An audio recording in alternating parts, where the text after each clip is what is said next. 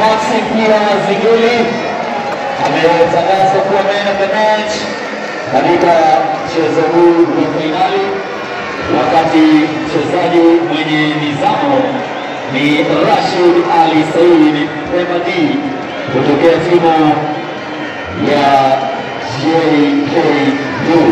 Huyu ni mchezaji mwenye mchezo wa kiungwana zaidi kwa siku ya leo.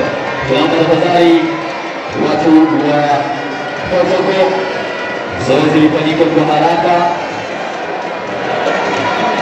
Tunaomba watu wa protocol safe popote ulipo, tafadhali zoezi lifanyike kwa haraka kabla ya kuruhusu timu kupanda hapa juu kwa ajili ya kutoa medali.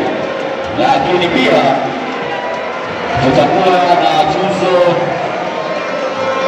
ya mchezaji bora wa mashindano, tutakuwa na tuzo ya golikipa bora wa mashindano, tutakuwa na tuzo ya mfungaji bora wa mashindano, lakini pia tuna tuzo ya mchezaji bora chipukizi wa michuano hii ya Muungano Cup mwaka 2025. Na tuzo hizi zote zitatolewa na mgeni rasmi Mheshimiwa Zubeir Ali Maulid, ndio atakabidhi tuzo zote hizi, na timu zote zitasogea hapa kwa ajili ya kupanda juu, lakini waamuzi wa mchezo ndio watakuwa wa kwanza wakati taratibu zote zikiwekwa sawa.